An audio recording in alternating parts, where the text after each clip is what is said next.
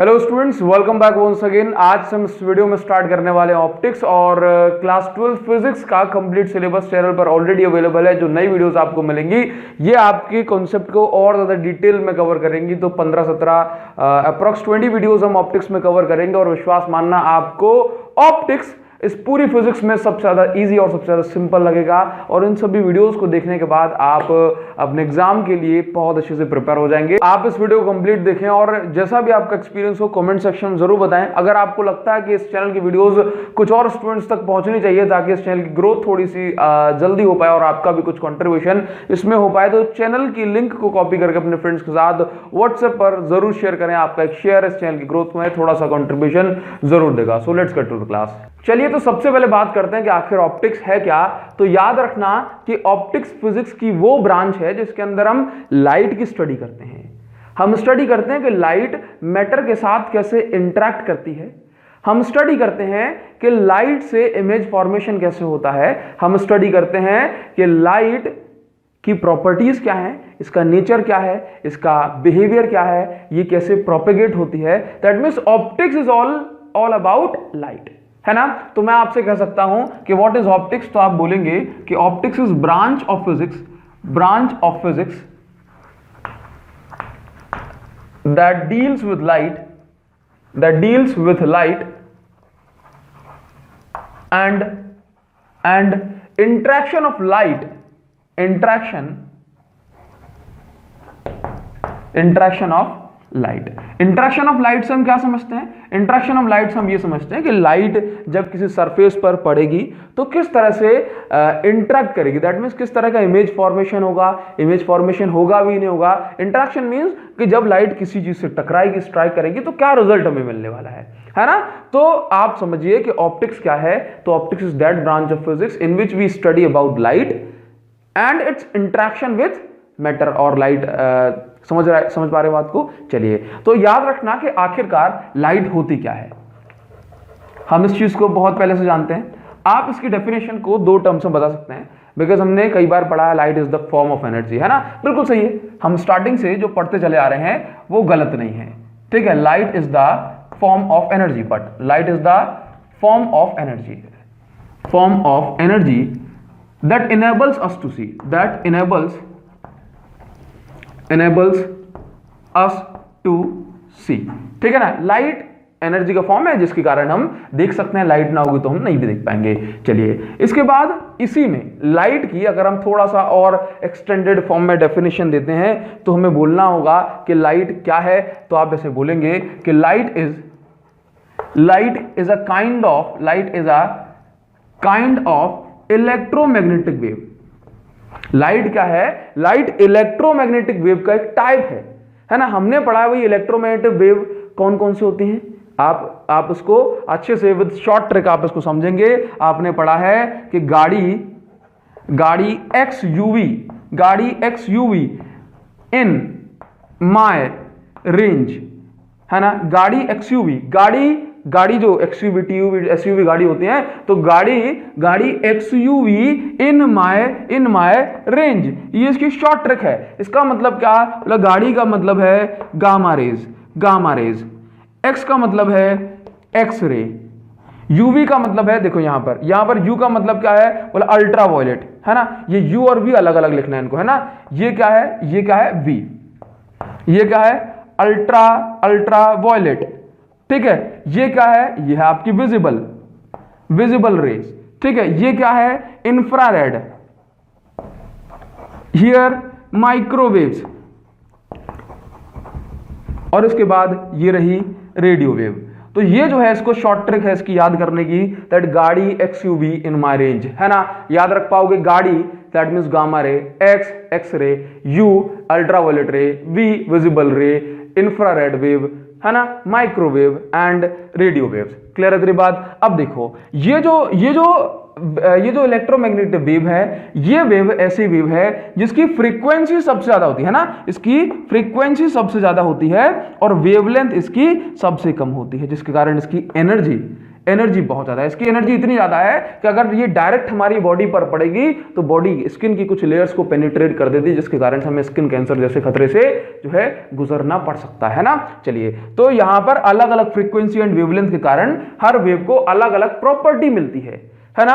अलग अलग frequency and wavelength के कारण हर वेव के पास अलग अलग प्रॉपर्टीज होती हैं। तो हम आ जाते हैं भाई, यहां से अगर आप आगे बढ़ोगे तो वेवलेंथ, यहां इसकी सबसे कम वेवलेंथ होती है बिकॉज इसकी फ्रीक्वेंसी सबसे ज्यादा, तो वेवलेंथ सबसे कम, फिर वेवलेंथ बढ़ी और वेवलेंथ और बढ़ गई। तो जब लाइट की वेवलेंथ इस रीजन में आ जाती है ना, जब लाइट की वेवलेंथ कितनी हो जाए, लेट्स से मैं कहूं कि 3500 से लेकर के 3500 एंगस्ट्रॉम से लेकर के 7500 एंगस्ट्रॉम तक पहुंच जाती है लाइट की वेवलेंथ, समझते हो, है ना। ये हमारे पास वेव है ना, दो क्रस्ट या दो ट्रैप के बीच की जो डिस्टेंस है वो वेवलेंथ है ना।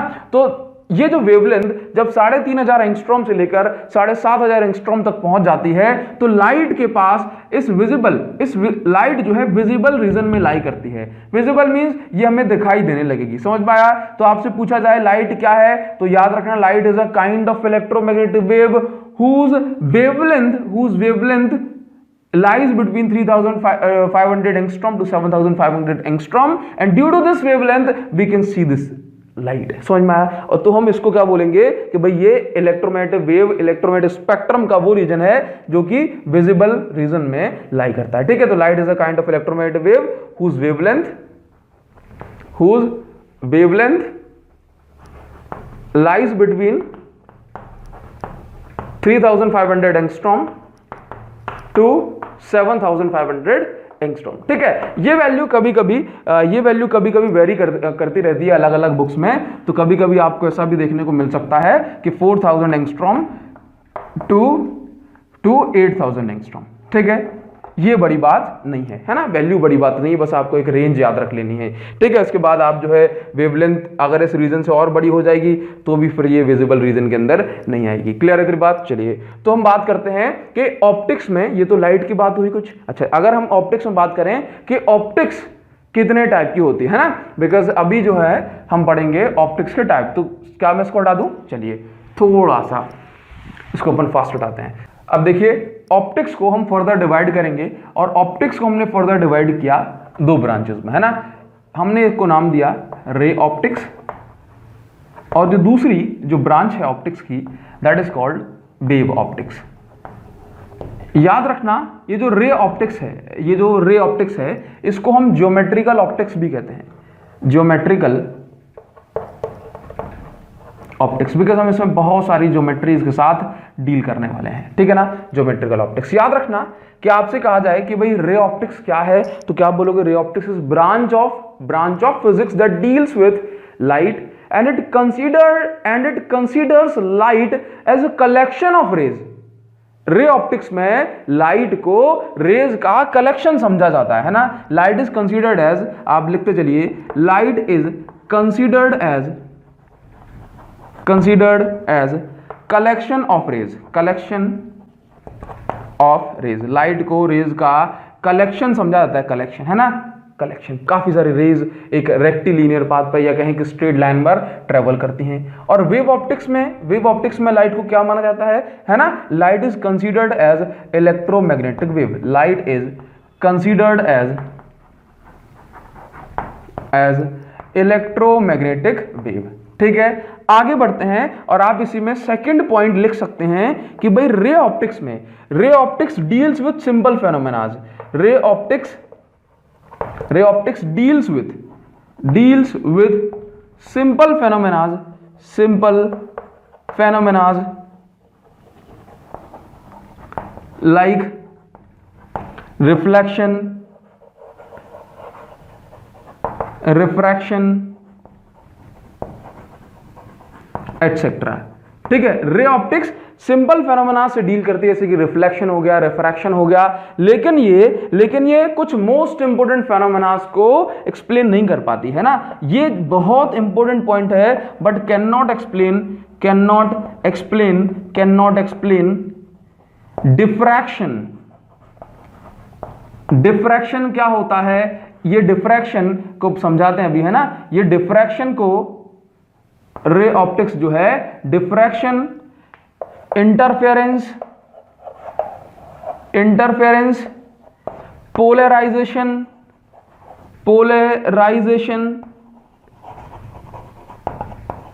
एटसेट्रा। समझ में आ गया? इसका मतलब है कि रे optics simple phenomena reflection, refraction को एक्सप्लेन तो कर पाती है, लेकिन इंटरफेरेंस, आप समझेंगे आने वाले चैप्टर्स में, डिफ्रैक्शन, पोलराइजेशन को एक्सप्लेन नहीं कर पाती। जबकि वेव ऑप्टिक्स में हम इन फेनोमेनास को बहुत आसानी के साथ एक्सप्लेन कर पाए। आसानी तो नहीं कहूंगा, लेकिन कम से कम इनको एक्सप्लेन कर पाए, है ना। तो आप यहां पर लिख सकते हैं wave optics include study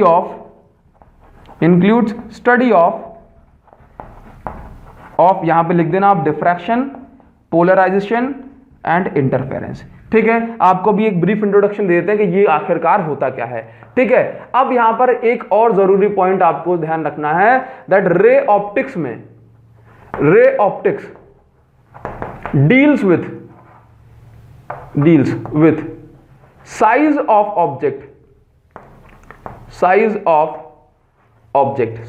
object.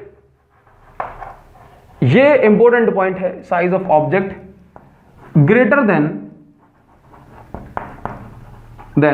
Wavelength of light. याद रखना कि रे ऑप्टिक्स में हम जिन टूल्स के साथ, जिन इंस्ट्रूमेंट्स के साथ, जिन ऑब्जेक्ट्स के साथ डील करने वाले हैं, उनका साइज वेवलेंथ की साइज से बड़ा होगा, लाइट की वेवलेंथ से बड़ा होगा। जैसे कि आपका टेलीस्कोप हो गया, जैसे आपका माइक्रोस्कोप हो गया, है ना। तो इनका माइक्रोस्कोप हो गया, लेंसेज हो गए, लेंस, मिरर हो गए, है ना, जिसमें सिंपल रिफ्रैक्शन हो रहा है। इन सभी ऑब्जेक्ट्स को हम डील करते हैं, स्टडी करते हैं किसमें, जिनमें सिंपल ये टेलीस्कोप, मिरर, लेंस, माइक्रोस्कोप, इनके अंदर सिंपल रिफ्रैक्शन होता है। तो भाई इनके साथ हम डील करते हैं रे ऑप्टिक्स में। जबकि वेव ऑप्टिक्स, शायद अगर आपको यहां पर ध्यान दिखाई ना दे रहा हो तो आप यहां पे लिख लेना कि wave optics deals with object larger than object smaller और equal to wavelength of light, है ना। डील्स विद ऑब्जेक्ट स्मॉलर और equal to wavelength of light. Example में लिख देना जैसे कि स्लिट्स, है ना। याद रखना कि वेव ऑप्टिक्स बहुत छोटे ऑब्जेक्ट्स के साथ डील करता है, जैसे कि होल हो गया, पिन होल की जो वेवलेंथ है लाइट की वेवलेंथ से भी छोटी मानी जाएगी। ठीक है ना। तो इस तरह के ऑब्जेक्ट्स के साथ, इस तरह के डायमेंशंस के साथ, इस तरह के साइज के साथ वेव ऑप्टिक्स डील करता है। आपको थोड़ा सा आगे बढ़ने से पहले बता दें कि इंटरफेरेंस क्या होता है, पोलराइजेशन क्या होता है और डिफ्रैक्शन क्या होता है। देखिए, कई बार आपने नोटिस किया होगा, जब खिड़की में से लाइट आती है, तो जब विंडो में से, जब छोटे से दीवार के होल में से लाइट आती है, तो लाइट अगर इस तरह से आई तो उसको सीधे ही जाना चाहिए था। लेकिन हम देखते हैं कि लाइट किनारों पर जाकर के, जैसे मान लो ये आपकी विंडो है घर की, या फिर ऊपर जो है रोशनदान बना होता है, तो यहां से लाइट आती है, तो हम देखते हैं सिर्फ यहीं तक जाना चाहिए। लेकिन जब दीवार पे लाइट पड़ती है तो ये जो लाइट आकर के यहां तक रोशनी देती है, तो लाइट जो है किस तरह से बेंड हो गई, ये किनारों पर जाकर के मुड़ क्यों गई, that phenomena is called diffraction of light. This encroachment of light is called diffraction of light. ये लाइट का जो अतिक्रमण है ना, कि यहां से हमने ओपनिंग सिर्फ इतनी दी थी और ये इतनी जगह पे पहुंच गई, this is called diffraction of light. याद रखना इस बात को। भाई आगे बढ़ते हैं पोलराइजेशन ऑफ लाइट क्या होता है। तो पोलराइजेशन ऑफ लाइट से पहले हम आपको बता कि इंटरफेरेंस ऑफ लाइट क्या होता है। इंटरफेरेंस ऑफ लाइट का मतलब है कि जैसे मान लो कि एक छोटे से होल से, या फिर कहें दो छोटे से होल से एक लाइट आई, और हम देखते हैं कि लाइट का जो पैटर्न होता है वो इस तरह का बनता है कि कहीं पर जो है डार्कनेस हो गई, ठीक है, या फिर कहीं ये ब्राइटनेस, फिर जो है एक गैप के बाद यहां पर आपको ब्राइटनेस मिलेगी, मतलब डार्कनेस। जैसे मान लो कि ये एक फ्रिंज बनी, यहां ये ब्राइट है, ये डार्क है, फिर ये ब्राइट है, ये डार्क हो गई, डार्क हो गई, फिर ये ब्राइट। तो इस तरह के पैटर्न को हम इंटरफेरेंस कहते हैं, इंटरफेरेंस ऑफ लाइट, जो कि लाइट के crest to crest, wave to मतलब ट्रफ टू ट्रफ के मिलने से बनता है ना। अगर समझ में ना थोड़ा सा समझ सुनने की कोशिश करना, ठीक है। इसके बाद एक और फेनोमेना है लाइट का, दैट इज कॉल्ड पोलराइजेशन। इन टॉपिक्स पर आपको ऑलरेडी जो है वीडियोस अवेलेबल हैं, एक एक घंटे की पूरी डिटेल में। ये अभिषेक साहू को गारंटी देता है कि आपको यूट्यूब पर one of the best videos नजर आएंगी। आप बस इतना सर्च करना, diffraction by Abhishek Sahu, polarisation by Abhishek Sahu, interference, Young's double slit experiment by Abhishek Sahu. आपके दिमाग के अंदर चीरते हुए एक एक बात जाएगी, ये मेरी गारंटी है, ठीक है ना। तो बस इतना सर्च कर लेना, आपका काम हो जाएगा। पोलराइजेशन, एक चीज और समझ लो कि पोलराइजेशन क्या होता है। तो ये जो डिफ्रैक्शन इंटरफेरेंस है ना, हम रे ऑप्टिक्स में एक्सप्लेन नहीं कर पाए, ये हम एक्सप्लेन कर पाए वेव ऑप्टिक्स में। तो ये चीजें आपको जानना जरूरी होती हैं। पोलराइजेशन लाइट का मतलब है कि जब हमने पोलराइजेशन पढ़ा तो हमने जाना कि लाइट के पास जो है फिक्स टाइप के वेक्टर्स हैं, है ना। तो जैसे मान लो कि लाइट जो है यहां से आती है, ठीक, तो हमने देखा कि जो है पूरी लाइट आ रही है। फिर एक जो पोलराइजर होता है, हमने उसको ऐसे घुमाया तो हमने देखा कि जो लाइट जो ऐसे करने से पूरी आ रही थी, लेकिन अब इसकी लाइट की इंटेंसिटी बहुत कम हो गई।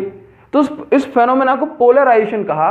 क्यों कहा, सारी बातें आप आगे आने वाले चैप्टर्स में पढ़ सकते हैं, ठीक है। तो आपको ये चीज क्लियर हुई, ठीक। अब हम पढ़ते हैं कि लाइट की प्रॉपर्टीज क्या है और लाइट के कारण से इमेज कब बनती है ना, रूल्स ऑफ लाइट, और इसके बाद इमेज फॉर्मेशन प्लेन मिरर के लिए, ठीक है। तो इसको हटा दें, इसको हटा दें, इसका स्क्रीनशॉट लेना तो इसको स्क्रीनशॉट ले लो और आगे बढ़ते हैं, ठीक है। देखिए स्टूडेंट्स, अभी हम रे ऑप्टिक्स में लाइट के कुछ रूल्स को पढ़ेंगे और ये रूल्स आपके लिए जानना समझना जरूरी है। ऑब्वियस सी बात है, याद रखना कि लाइट हो या फिर नेचर का कोई भी कंपोनेंट, कोई भी हिस्सा अपने रूल्स को कभी भी ब्रेक नहीं करता, कभी भी वायलेट नहीं करता। तो जो रूल्स हमने लाइट के लिख करके रखे हैं, ये लाइट अपने रूल्स को हमेशा हमेशा हमेशा फॉलो करेगी। आपको एक चीज बता दें कि बार बार जो है थोड़ा सा पॉज लेके इस बोर्ड पर लिख के इसलिए रखता हूं पहले, ताकि मैं चाहता हूं कि आपको सेम कंटेंट कम टाइम में मिल सके, ताकि आपका जो है इंटरेस्ट भी बना रहे और जो है आप चीजों को जल्दी से जल्दी खत्म कर पाए, ठीक है। चलिए, तो पहला जो रूल है that is light always travels in straight path.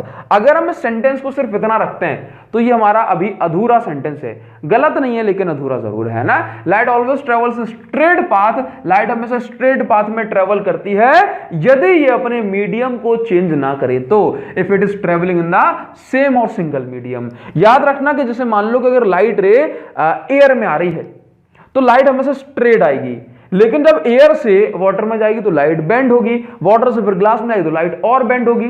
तो याद रखना कि लाइट हमेशा सेम मीडियम में ट्रेवल करती है, लेकिन कब तक, जब तक वो अपने मीडियम को चेंज ना करे, है ना। जैसे मानना कि अगर लाइट जब डिफरेंट लेयर्स ऑफ एटमॉस्फेयर से जब धरती तक पहुंचती है गर्मी में, तो हम देखते हैं कि लाइट जो है इस तरह से बेंड भी होती है। This phenomena is called total internal reflection. तो लाइट हमेशा जो है स्ट्रेट पाथ में ट्रेवल तो करती है, लेकिन कब तक, जब तक वो सिर्फ एक मीडियम में जा रही हो। जब वो एक मीडियम से दूसरे मीडियम में जाएगी, लाइट बेंड करेगी, दूसरे तीसरे में जाएगी और बेंड करेगी, तीसरे चौथे में जाएगी और बेंड करेगी। और कई बार हम ये देखते हैं कि टोटल इंटरनल रिफ्लेक्शन का फेनोमेना भी हमें देखने को मिलता है। दैट मींस ये कर्व भी हमें देखने को मिलता है लाइट में। तो याद रख पाओगे पहला पॉइंट सही तरीके से कि लाइट बेंड होती है, लाइट कर्व भी होती है। कब, जब जो है उसमें रिफ्रैक्शन होता है, जब लाइट एक मीडियम से दूसरे मीडियम में जाती है। तो अधूरा सेंटेंस याद नहीं रखना। चलिए दूसरी बात पढ़ते हैं कि भाई लाइट जो है 310⁸ मीटर पर सेकंड की स्पीड से ट्रेवल करती है, and this is the speed of all electromagnetic waves that we know, ठीक है ना। ये जो 310⁸ जो मीटर पर सेकंड है, ये इलेक्ट्रोमैग्नेटिक वेव की स्पीड है, और लाइट भी एक इलेक्ट्रोमैग्नेटिक वेव है। That's why we can say light travels with the speed of 310⁸ metre per second in vacuum और एयर। और जब ये मीडियम बदलेगा तो जितना उस मीडियम का रिफ्रैक्टिव इंडेक्स होगा उतने गुना लाइट की स्पीड कम हो जाएगी। That we will study later in refraction. Clear है बात। चलिए थर्ड पॉइंट जो है, light always follows the rules of reflection and refraction. Light हमेशा रिफ्लेक्शन एंड रिफ्रैक्शन के रूल्स को फॉलो करता है। बात करते हैं कि रिफ्लेक्शन क्या है। बोला सर हम जानते हैं, कोई जरूरत नहीं बताने की, लेकिन एक बार अपनी जिम्मेदारी समझते हो आपको एक्सप्लेन कर देते हैं। भाई रिफ्लेक्शन क्या है? रिफ्लेक्शन इज द फेनोमेना, लिखा नहीं होगी, जरूरत नहीं है। Reflection is the phenomena of bouncing back of light. Reflection is the phenomena of bouncing back of light. Light पड़ी, स्ट्राइक की और उसके बाद वापस लौट गई। This phenomena is called bouncing back of light, है ना। और रिफ्रैक्शन क्या है? रिफ्रैक्शन का मतलब है लाइट आई, उस सरफेस को पेनिट्रेट करते हुए, क्रॉस करते हुए दूसरे मीडियम में चली गई, this phenomena is called refraction of light, है ना। चलिए, तो रिफ्रैक्शन में लाइट आएगी, सेम मीडियम में वापस लौट जाएगी, और रिफ्लेक्शन में लाइट आएगी और वापस लौट जाएगी, बाउंसिंग बैक। रिफ्रैक्शन में लाइट आएगी और दूसरे मीडियम में घुस जाएगी, बेंड हो जाएगी, this bending of light in another medium is called refraction of light. चलिए, तो यहां पर सबसे पहले हमें पढ़ना है रिफ्लेक्शन ऑफ लाइट, और रिफ्रैक्शन के लिए आपको अलग से जो है वीडियोस मिलेगी, उसमें हम ये क्लियर करेंगे। रिफ्लेक्शन को पढ़ना क्यों जरूरी है, क्योंकि याद रखना कि इस दुनिया में अगर हमें कुछ भी दिखाई दे रहा है, that's only because of reflection. अगर आप जिस रूम में बैठे हुए हो, और उस रूम में आपको जो कुछ भी दिखाई दे रहा है, that's only because of reflection. For example मेरे पास ये एडेप्टर है ना, ये अडेप्टर है मेरे पास चार्जर का, ठीक है ना। अब आप देखिए कि अगर ये मुझे दिखाई दे पा रहा है तो क्यों, क्योंकि इस पर लाइट पड़ रही है, इस पर लाइट पड़ी, टकरा के मेरी आंखों में आई, दैट मींस ने क्या किया, रिफ्लेक्शन किया, है ना। और तब जाकर के हमें इमेज दिखाई देगी। तो याद रखना कि इस दुनिया में जितनी भी इमेज फॉर्मेशन हो रही है, इस दुनिया में हम जो कुछ भी देख सकते हैं, that's only because of reflection, है ना। अगर वो चीज लाइट को रिफ्लेक्ट ही ना करती तो फिर हमें वो चीज दिखाई ही ना देती। इस चार्जर, इस अडेप्टर पर लाइट पड़ी, इसने लाइट को रिफ्लेक्ट किया, ये लाइट्स मेरी आंखों में आई, और जो है मुझे इस ऑब्जेक्ट की जो भी इमेज है वो दिखाई दी, है ना। आपको बताते हैं कि रिफ्लेक्शन दो टाइप के होते हैं। रिफ्लेक्शन कितने टाइप के होते हैं? रिफ्लेक्शन दो टाइप के होते हैं। कैसा? एक होता है आपका रेगुलर रिफ्लेक्शन,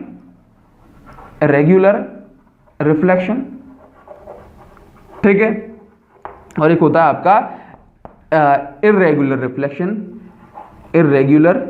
रिफ्लेक्शन, या फिर इसी को हम कहते हैं डिफ्यूज्ड रिफ्लेक्शन। क्या बोलते हैं? Diffused reflection. चीजों को समझो, पूरी तरह से इसकी खुशबू लो और फील करो, आपको बहुत मजा आएगा भाई, है ना। तो यह आपका रेगुलर रिफ्लेक्शन, आपका इर्रेगुलर रिफ्लेक्शन, दो टाइप के रिफ्लेक्शन होते हैं। और कोई भी रिफ्लेक्शन हो, एक चीज हमेशा याद रखना कि लॉज ऑफ रिफ्लेक्शन हर एक कंडीशन में वैलिड होंगे। भाई, लॉ ऑफ रिफ्लेक्शन क्या होते हैं? हमने आपको बताया ना कि रिफ्लेक्शन का मतलब बाउंसिंग बैक ऑफ लाइट, ठीक है। अब रिफ्लेक्शन दो टाइप के, एक रेगुलर रिफ्लेक्शन, एक आपका इर्रेगुलर या फिर डिफ्यूज रिफ्लेक्शन। रिफ्लेक्शन कोई भी हो, रेगुलर या डिफ्यूज, उसमें हमेशा ये दो रूल्स, ये दो लॉ ऑफ रिफ्लेक्शन हमेशा वैलिड होते हैं। कौन कौन सा? कि भाई angle of incidence is always equal to angle of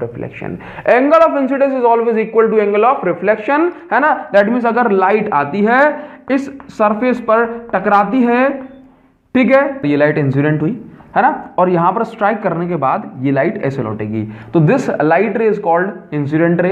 ये इंसिडेंट रे है, इंसिडेंट कर रही है, और ये टकराने के बाद रिफ्लेक्ट हो रही है, तो हम इसको बोलेंगे रिफ्लेक्टेड रे, है ना, रिफ्लेक्टेड रे, ठीक है। ये है आपकी इंसिडेंट रे वाला, हम जानते हैं, एक बार हमारी भी सुन लो, इंसिडेंट रे, ठीक है। अब देखो, जहां पर दो लाइट रे स्ट्राइक करेंगी, भाई इस बात को आपको हमेशा याद रखना है, दो नहीं कहूंगा, मैं कहूंगा कि जहां पर लाइट रे अगर स्ट्राइक करेगी, टकराएगी, वहां पर हम एक नॉर्मल ड्रॉ करेंगे, दैट मींस एक 90 डिग्री ड्रॉ करेंगे, ठीक है। अब नॉर्मल और इंसिडेंट रे के बीच में देखो, मैं आपको ये बात बता रहा हूं जस्ट बिकॉज कि ये जो बात है ये हमेशा पूरे ऑप्टिक्स में आपको याद रखने, बोला सर बड़ी छोटी सी बात है, लेकिन याद रखना कोई भी डेरिवेशन करना है तो इसके बिना काम नहीं चलेगा। और आपको एक बात हमेशा याद रखनी है कि कहीं भी कैसी भी कंडीशन बन जाए, angle of incidence, angle of reflection, angle of refraction complex से कॉम्प्लेक्स डायग्राम में हमेशा नॉर्मल के साथ बनता है। भाई नॉर्मल और इंसिडेंट रे के साथ जो एंगल होगा that is called angle of incidence. Normal और रिफ्लेक्टेड रे के साथ जो एंगल होगा that is called angle of reflection, है ना, एंगल ऑफ रिफ्लेक्शन। और नॉर्मल और रिफ्रैक्टेड रे के साथ एंगल होगा तो एंगल ऑफ रिफ्रैक्शन। नॉर्मल और इमर्जेंट रे के साथ जो एंगल होगा that is called angle of emergence. तो आपको जो है नॉर्मल और दूसरी रिस्पेक्टिव रे को पहचानना है। तो बात बड़ी छोटी सी है, बात बड़ी सिंपल सी है, लेकिन बात बहुत जरूरी है। आगे बढ़ते हैं और रूल नंबर जो सेकंड है रिफ्लेक्शन का, उसको समझते हैं। रूल नंबर सेकंड कहता है कि incident ray, reflected ray and normal all lie in the same plane. इसका मतलब होता है कि इंसिडेंट रे, ये रही इंसिडेंट रे। देखो प्लेन, लेट से बोर्ड एक प्लेन है, बोर्ड एक प्लेन है, ठीक है ना। तो इंसिडेंट रे अगर प्लेन के पैरेलल इस तरह से आई तो इंसिडेंट इस तरह से हुई तो टकराएगी, मतलब जो रिफ्लेक्ट होने के बाद भी इस प्लेन के पैरेलल रिफ्लेक्ट हो जाएगी और नॉर्मल भी इस प्लेन के पैरेलल होगा। ऐसा नहीं होगा कि रे जो है इस तरह से आए और इस प्लेन के अंदर घुस जाए, या रे इस तरह से जाए और इस प्लेन के बाहर आ जाए, ऐसा नहीं होगा, ठीक है ना। तो चाहे इंसिडेंट रे हो, चाहे रिफ्लेक्टेड रे हो, चाहे आपका नॉर्मल हो, ये तीनों सेम प्लेन में लाई करेंगे। That is called angle of, that is called rule number second of reflection. अभी हमने आपको बताया कि जो है रिफ्लेक्शन दो टाइप के, रेगुलर रिफ्लेक्शन और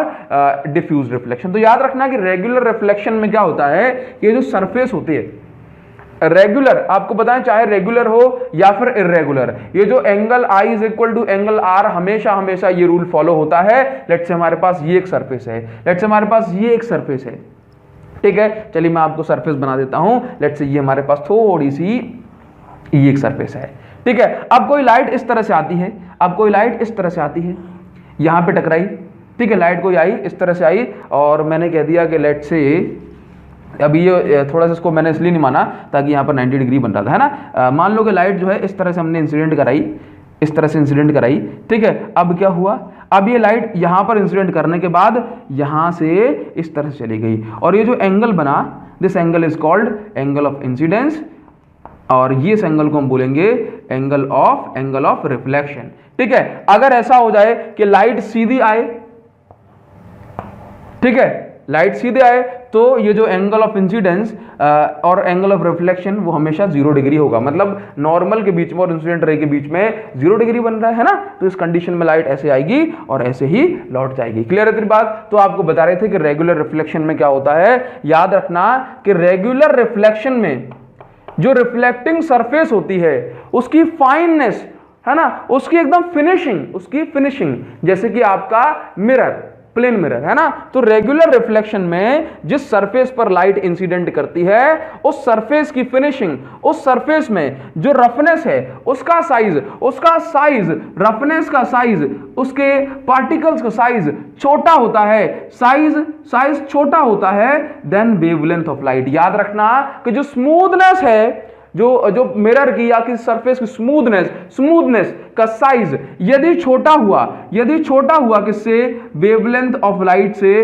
तो सरफेस को हम स्मूथ सरफेस कहेंगे और उस सरफेस पर जो रिफ्लेक्शन होगा वो रेगुलर रिफ्लेक्शन होगा, है ना। उस सरफेस पर जो रिफ्लेक्शन होगा वो रेगुलर रिफ्लेक्शन होगा, है ना। और फिक्स पैटर्न में लाइट आएगी और उस एक प्रॉपर मैनर में लाइट जाएगी। जबकि हमने मान लिया कि जैसे मान लो कि यदि जो है इस तरह की सरफेस है जिसमें बड़े बड़े गड्ढे हैं, है ना, देखने पे ये जो रफनेस है सरफेस की नजर नहीं आती, लेकिन जब माइक्रोस्कोप से देखा जाता है तो बड़े बड़े जो है गड्ढे नजर आते हैं। जैसे अगर आप इस बोर्ड को देख रहे हो सामने से तो एकदम प्लेन नजर आएगा, लेकिन जब इसको हम लेंस से जूम करके देखेंगे तो हमें यहाँ पर जो है कुछ बड़े बड़े होल्स नजर आएंगे। जैसे मान लो अगर आपसे कहा जाए कि हमारी स्किन दूर से देखने पर, है ना, जो है एकदम स्मूथ नजर आती है ना, लेकिन क्या होता है कि जब हम इसी को जूम करके देखते हैं तो बड़े बड़े स्किन होल्स, स्किन पोर्स हमें नजर आते हैं, ठीक इसी तरह से, है ना। तो देखिए, तो अगर याद रखना कि इस तरह की अगर सरफेस है तो यहां पर जो रिफ्लेक्शन हुआ वो जो है अलग अलग डायरेक्शन में बिखर जाएगा, अलग अलग डायरेक्शन में बिखर जाने के कारण से हम देखते हो कि देखो यहां पे टकराया, ये अलग ऐसे बिखर गया, यहां पे टकराया, ये अगला इस तरह से चला गया। तो समझना, तो याद रखना कि डिफ्यूज रिफ्लेक्शन में क्या होता है कि जब लाइट सरफेस पे पड़ती है तो ड्यू टू इर्रेगुलरिटी ऑफ सरफेस जो लाइट है अलग अलग डायरेक्शन में डिफ्यूज हो जाती है, बिखर जाती है, और हम इस प्रोसेस को, इस फेनोमेना को बोलते हैं डिफ्यूज रिफ्लेक्शन, है ना। तो याद रखोगे कि भाई डिफ्यूज रिफ्लेक्शन में जो साइज ऑफ सरफेस, या फिर मैं कहूं कि जो इर्रेगुलरिटी का साइज जो होता है वो लाइट की वेवलेंथ से बड़ा होता है ना। इर्रेगुलरिटी का size is greater than wavelength of light. अच्छा, याद रखना, ये तो जरूरी बातें हुई। अब और जरूरी बात सुनो कि लेट्स हमारे पास एक मिरर है, ठीक है ना। हमारे पास एक मिरर है और हमारे पास एक कोई भी सरफेस मान लें, एक मिरर है और एक कोई भी सरफेस, जैसे कि ये बोर्ड मान लो। जहां पर याद रखना कि जितना ज्यादा रिफ्लेक्शन होगा,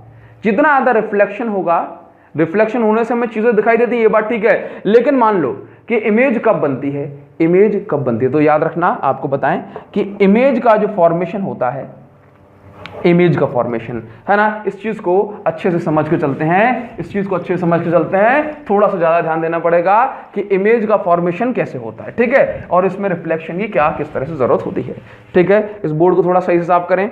तो स्टूडेंट्स अभी तक हमने पढ़ा कि रिफ्लेक्शन जब होता है तब जाकर के इमेज का फॉर्मेशन होता है। और अब याद रखना कि quality of reflection defines the quality of image formed, है ना। बस एक बात याद आपको रखनी है कि image formation depends on the quality of reflection. वो जितना शानदार रिफ्लेक्शन होगा उतनी क्लियर इमेज बनेगी। फॉर एग्जांपल आप समझते हैं कि मिरर के केस में, मिरर में आपका रेगुलर रिफ्लेक्शन होता है, मिरर में आपका रेगुलर रिफ्लेक्शन होता है। और मैं कहूं कि भाई ये जो रिफ्लेक्शन है 100% होता है, जिसको हम अप्रॉक्स में ले रहे हैं। भाई कोई भी चीज 100% तो आइडियल नहीं होती, लेकिन हम मान के चलते हैं कि अप्रॉक्स 100% होता है, एनर्जी का लॉस कम से कम होता है। तो मिरर में जो सरफेस है वो रेगुलर सरफेस है, यहां पर रिफ्लेक्शन रेगुलर है, जिसके कारण से जो इमेज है वो एकदम क्लियर बनती है। जबकि अगर आप बात करेंगे यूटेंसिल में, बर्तनों में आपने देखा होगा कि हम अपनी इमेज को देख पाते हैं, लेकिन उतना शानदार तरीके से रिफ्लेक्शन नहीं होता,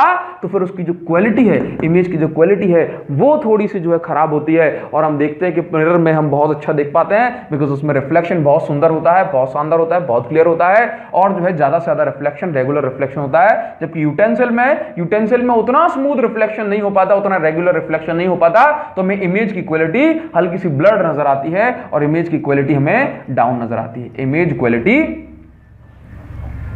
डाउन हो जाती है।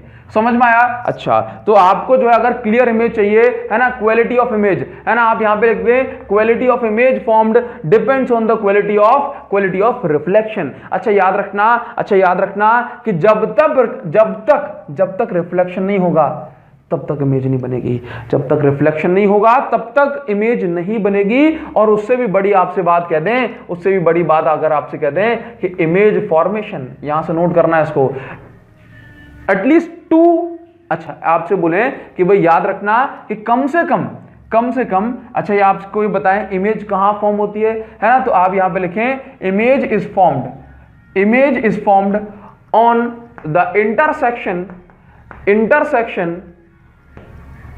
और मीटिंग पॉइंट इंटरसेक्शन और meeting point of light rays, है ना। जिस पॉइंट पर लाइट रे मीट करेंगी, लाइट रे इंटरसेक्ट करेंगी, उस पॉइंट पर, उस प्लेस पर इमेज फॉर्म होती है, उस पॉइंट पर इमेज फॉर्म होती है, याद रखना। अच्छा एक चीज और यहां पर दूसरी सबसे ज्यादा जरूरी बात सुने कि भाई at least 2 light ray should be there for image formation. तो आप इस चीज को लिख लें कि at least 2 light rays should be there for image formation, ठीक है ना। कम से कम 2 लाइट रे जरूर होनी चाहिए। अगर 2 लाइट रे नहीं होंगी तो इंटरसेक्शन पॉसिबल नहीं है, और अगर इंटरसेक्शन पॉसिबल नहीं है तो फिर इमेज नहीं बन पाएगी। याद रखना कि इमेज वहां बनती है जहां पर लाइट रे मीट करती हैं। तो अगर हमारी आंखों में इमेज बन रही है, आप समझते हो कि हमारी आंखों में इमेज जो फॉर्म होती है वो रेटिना पर होती है ना। तो retina is the site of image formation, retina is the site of image formation, है ना। रेटिना पर जाकर के, हमारी आंख के पर्दे पर जाकर के इमेज फॉर्म होती है। तो इसका मतलब है कि ये जो सारी लाइट रे आती हैं वो हमारे रेटिना पर जाकर के मीट करती हैं, और जहां लाइट रे मीट करेंगी वहां पर जो है इमेज बनेगी। तो आपने कई बार सुना होगा कि भाई चलिए आगे बढ़ते हैं, थोड़ा सा और बताते हैं, ठीक है। सबसे पहले आप इसको जो है थोड़ा समझने के लिए नोट कर सकते हैं, फिर आप सेकंड नंबर पे इसको नोट कर लें, और उसके बाद थर्ड नंबर पे आप इसको नोट कर लें, ठीक है। थर्ड नंबर पे आप इसको नोट कर लें। आप यहां पे लिखिए टाइप्स ऑफ इमेज। तो याद रखना कि इमेज जो है आपकी 2 टाइप की होती हैं। आपने जो है प्रीवियस क्लास में पढ़ा हुआ है real image and virtual image, ठीक है। तो जैसे कि आपको बताएं कि रियल इमेज वो इमेज होती है कि जब लाइट रे आकर के सच में एक्चुअल में इंटरसेक्ट करें, उस इमेज को हम बोलते हैं रियल इमेज, है ना। तो लाइट रे मीट एक्चुअली मीट्स, ठीक है। और वर्चुअल इमेज कौन सी, कि भाई लाइट रे एक्चुअल में मीट ना करें, do not meet actually but seems to be meet, है ना, मतलब मिलती हुई दिखाई दे, ऐसा लगे कि लाइट मिल रही हो लेकिन लाइट का जो मीटिंग है, इंटरसेक्शन है, वो एक्चुअल में ना होता हो, है ना। तो डू नॉट मीट एक्चुअली। अभी आपको सारी बातें समझा देते हैं, जैसे मान लो आपको बताएं। अच्छा, तो थर्ड पॉइंट जो हम आपको बता रहे थे कि रेटिना पर जो इमेज बनती है वो रियल इमेज बनती है, रेटिना पर रियल इमेज बनती है। तो real image is formed on retina, ठीक है। रेटिना पर रियल इमेज बनती है, क्योंकि रेटिना का मतलब आंख का पर्दा, तो भाई चाहे कोई भी पर्दा हो वहां पर जो है इमेज बनती है रियल इमेज। और रियल इमेज हमेशा इन्वर्टेड होती है, इन्वर्टेड मतलब उल्टी इमेज होती है। तो आंख के पर्दे पर उल्टी इमेज बनती है और फिर ऑप्टिक नर्व से सिग्नल पहुंचता हमारे ब्रेन तक और ब्रेन उसको सीधा करके दिखाता है। तो याद रखना कि रियल इमेज हमेशा उल्टी बनती है, इन्वर्टेड बनती है, और वर्चुअल इमेज हमेशा सीधी बनती है। हमारी आंख के पर्दे पर, रेटिना पर इमेज उल्टी बनती है, उसको ऑप्टिक नर्व के बाद जब सिग्नल जाते हैं तो ब्रेन उसको सीधा करके दिखाता है। ठीक उसी तरह से प्रोजेक्टर पर जो इमेज बनती है, आंख का पर्दा, दीवार का पर्दा, सफेद पर्दा और जो है अलग अलग तरह के पर्दे हो सकते हैं, ठीक है। चलिए, तो पर्दा कहीं भी लगाए अगर उस पर इमेज बन रही तो that image is called real image. तो फिर प्रोजेक्टर पर अगर रियल इमेज बनती है, प्रोजेक्टर की इमेज दीवार पर या किसी पर्दे पर अगर रियल बनती है तो हमें फिर वो इन्वर्टेड दिखाई क्यों नहीं देती है। तो याद रखना कि लेंस को लगाया जाता है, कॉन्वेक्स लेंस लगाया जाता है, उसके बाद उस इमेज को, रियल इमेज जो कि इन्वर्टेड होती है, उसको जो है इरेक्टिंग लेंस की हेल्प से इरेक्ट किया जाता है। तो रियल इमेज जो स्क्रीन पर बनती है, पर्दे पर बनती है, प्रोजेक्टर की बनती है, वो इन्वर्टेड ही होती है, उल्टी ही होती है, लेकिन उसको इरेक्टिंग लेंस की हेल्प से सीधा कर दिया जाता है तो इमेज फॉर्म होने से पहले सीधी हो जाती है, ठीक है। चलिए, इसलिए हमें वो उल्टी दिखाई देती है। चौथी बात, आपको पता है कि इमेज फॉर्मेशन के लिए इंटरसेक्शन जरूरी है। फॉर एग्जांपल हमने माना कि इंटरसेक्शन कैसे कैसे होता है, फॉर एग्जांपल आपको बताएं कि जैसे मान लो कि ये एक इंसान है, ठीक है, और ये इसकी आंखें हैं, ठीक है, ये इसकी आंखें हैं। अच्छा, इससे भी ज्यादा जरूरी बात हम आपको बताएं कि हम मैं कम से कम इस बात को अपने कई सारे लेक्चर्स में पहले भी कह चुका हूं, 10th क्लास के लिए बनाए, 12th क्लास के लिए बनाए, तो कई बार इस बात को मैं कह चुका हूं कि आंखें हमारी बहुत ज्यादा भोली होती हैं। भाई आंखें भोली भाली होती हैं, आंखें बहुत भोली होती हैं, उनको कोई मतलब ही नहीं है, उनको कोई पता ही नहीं है, उनको तो बस इतना जानना है कि जैसा उनको दिखाई देता है वैसा वो मान लेती हैं। आंखें बड़ी भोली होती हैं, आंखों का नैनादा कसूर नहीं है, आंखों का कोई कसूर नहीं, आंखें बहुत भोली होती हैं। बोला ऐसा क्यों कह रहा हूं बार बार? ऐसा इसलिए कह रहा हूं कि मान लो अगर आंखों में हमने जो है अपनी आंखें बना दी, ठीक है, ये हमने अपनी आंखें बना दी, और मान के चलना कि अगर कोई लाइट रे आंखों में जो है इस तरह से आती है, ठीक है, तो और मान लो कि ये लाइट रे जो है कुछ मीडियम से होते हुए, है ना, और ये लाइट रे ऐसे घूमते हुए आ रही है ना, इस तरह से घूमती हुई आई, है ना। अब लाइट रे आई तो यहां से आंखों में ऐसे गई, लाइट रे आई यहां से और आंखों में ऐसे गई, लेकिन होगा क्या?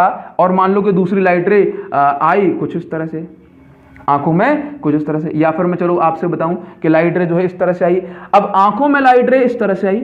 अब आंखों को तो बस इतना लगेगा कि ये जो ऑब्जेक्ट है वो पीछे रखा होगा, क्योंकि लाइट स्ट्रेट आ रही है, तो आंखें पहचान नहीं पाती कि ऑब्जेक्ट मतलब जो लाइट रे है वो घूमकर आई है, कर्व में आई है या स्ट्रेट में, उनको तो हमेशा स्ट्रेट नजर आती है। तो अगर कोई लाइट रे आंखों में इस तरह से जो है एंटर करती है, तो याद रखना कि आंखों को नहीं पता कि ये लाइट रे कैसे आई, आंखें तो इसको देखेंगी कि ये लाइट रे जरूर पीछे से आई होंगी, तो आंखें इसको रिट्रेस बैक करेंगी, पीछे की ओर खींचेंगी, और जहां पर ये लाइट रे मीट कर जाएगी, है ना, वहां पर जाकर के इमेज फॉर्मेशन होगा।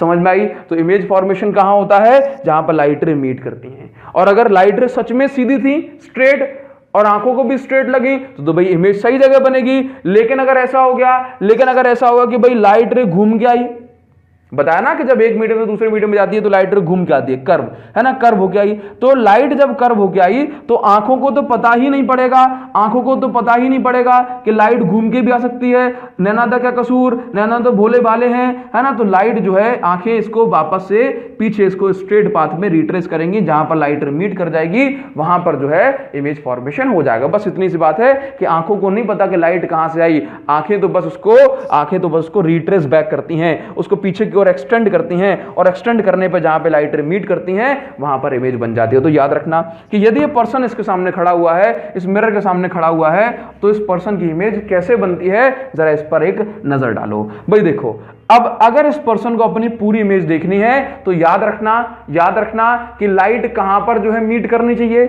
लाइट कहां पर मीट करनी चाहिए, मतलब लाइट तो जो है अगर हमें देखना है तो लाइट आंखों पे जाकर के मीट करना चाहिए। तो देखो इसके हेड की लाइट आंखों में आई, है ना, इसके हेड से जो लाइट पड़ी इस पर और वो आंखों में चली गई, है ना। इसके फुट की लाइट जो है, इसकी फुट की लाइट जैसे मान लो यहां पड़ी और इसकी आंखों में चली गई, ठीक है, समझ में आया, है ना। क्या हुआ, देखो इसकी जो यहां से इस वाली लाइन को देखो, इस वाली लाइट रे को देखो, ये वाली लाइट यहां से मतलब इसके हेड से आई लाइट। देखो लाइट ऑब्वियसली बात है कि दीवार मतलब जो है नॉर्मल जो एटमॉस्फेयर की लाइट है, वो जो लाइट इसके हेड से इंटरसेक्ट हुई। एक चीज और आपको बताएं कि कम से कम 2 बार इंटरसेक्शन जरूरी होता है, 2 बार इंटरसेक्शन जरूरी होता है। तो इसी चीज को थोड़ा सा मैं बड़ा करके दिखाता हूं और आप जो है इस चीज का पूरा फील लेने की कोशिश करो। चलिए, मैंने कहा आपसे कि ये हमारे पास एक पर्सन है और अगर इस पर्सन को अपनी इमेज देखना है या अगर इस पर्सन की इमेज इसमें बन पा रही है तो वो इमेज फॉर्मेशन का जो तरीका है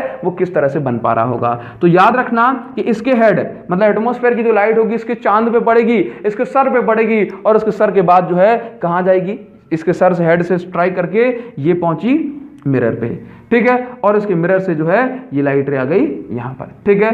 बात समझ में आई। इसकी आंखों में, तो इसकी आंखों में तो उसको जाना ही पड़ेगा। चलिए ये इस तरह से, ठीक। अब इसके फुट, इसकी पूरी इमेज दिखाई देनी है, तो ये जो है इसकी लाइट रे यहां से पड़ी और जो यहां पे पड़ी और इसके यहां पर जो है आ गई, मतलब इसकी पूरी बॉडी की लाइट रे हर जगह से स्ट्राइक करके जो इसकी आंखों में ही जाएगी, चलिए तो यहां पर देखो कि ये तो है इसका प्लेन मिरर, ठीक। अब आंखों को क्या पता है, आंखों को क्या पता है, आंखों को तो सिर्फ इतना पता है कि लाइट रे मीट कर रही है।